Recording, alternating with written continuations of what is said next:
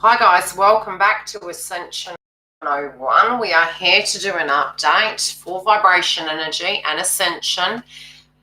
Anytime you land on these energies, they shall be relevant, okay? In a sense of some mirroring effect, it can be happening outside of you or directly inside of you.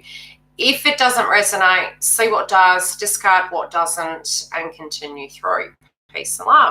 Now, these energies are meant to keep our vibration high. They're food for thought.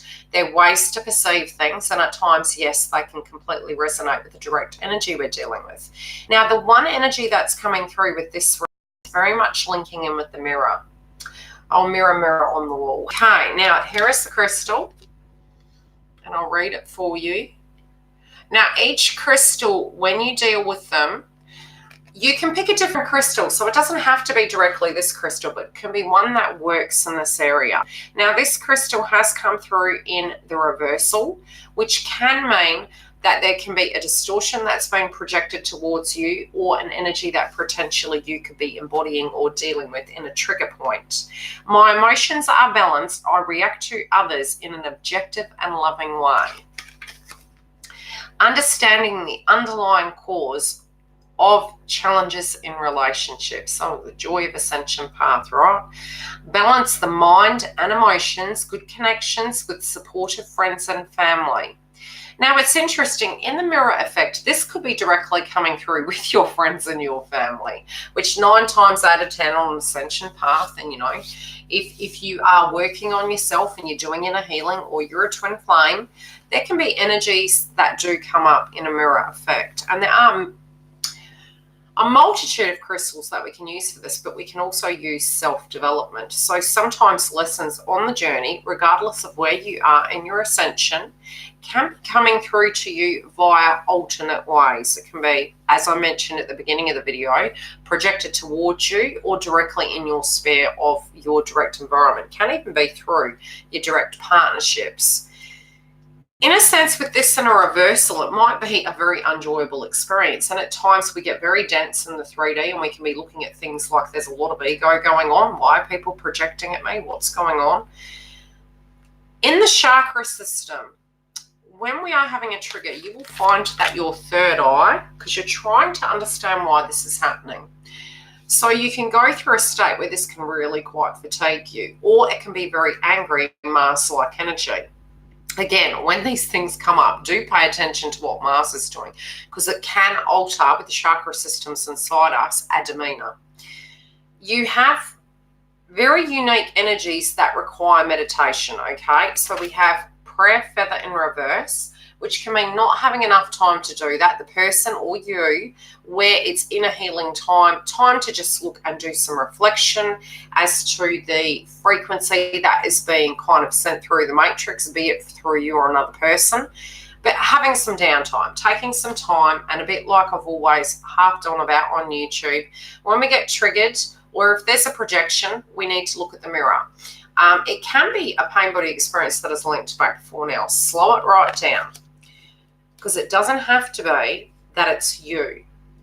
Many times you've outgrown a way of being, and it does trigger other people around you. So it does trigger their awakening.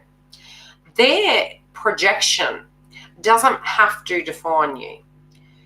I'm also seeing there is a need to have a little bit of time for you, and that not enough time has been given to self. And sometimes we just fall into the matrix and we're getting things done, so we don't directly have enough time to actually do that self-love and that self-care expectations, which is really unique because, a lot of us, when we're going through the awakening, don't comprehend that energy because we have been sort of in the matrix of life and haven't noticed these patterns. So these patterns can be projected towards us where, you need to do this, you have to do that, and we don't actually have to do anything.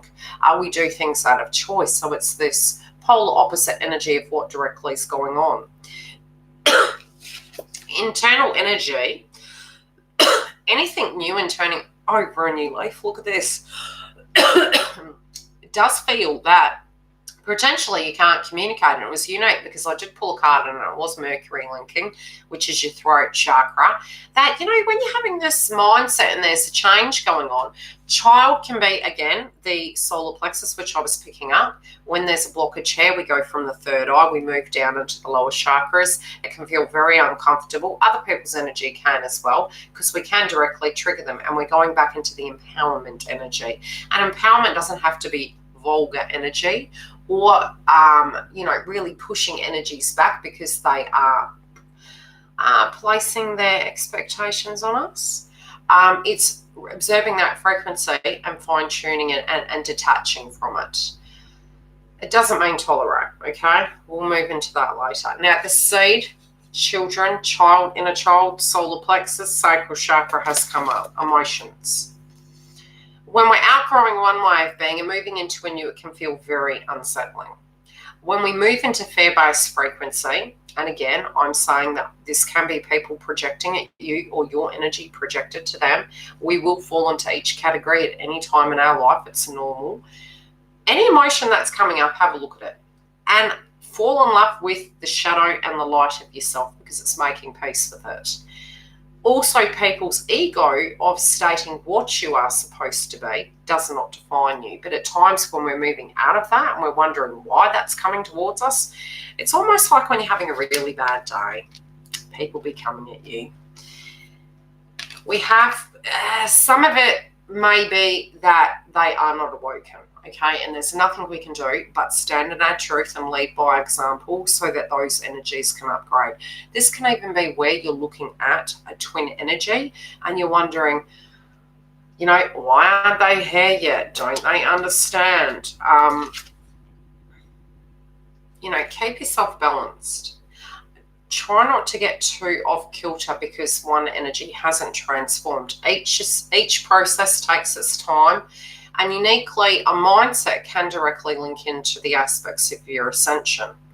Blockages in it, many times, especially on my path, because I'm a twin flame, I'm like you, going through ascension, and you do continue for the rest of your life. It's a process we spiritually evolve. What you can find is sometimes we think to ourselves, gee, we've done a lot of work. So with that work we've done, and that can be with anything in our life, because soul path and ascension symptoms and direct vibration all interlink, be it you're with a person or not. It's a spiritual path. You energetically are that spiritual path, and your transformation to reach the union state within self, then to reach union state with whom you choose, because by the time you reach your ascension state, to a degree, there will be no turning back. It's like we can't put the blinkers on anymore. Having time to meditate and having time to find the inner peace, it is like becoming a Buddhist monk. Those who are on the ascension path, and it's quite a unique time at the moment, so we all have to do inner healing. Unique in a sense that gaining that clarity of how to do these things, it does come from self. We're lucky and unlucky that we have media, because there can be very distorted messages, but we each have our own personal process and it's unique. You find what works, you find what doesn't, and you move through that energy.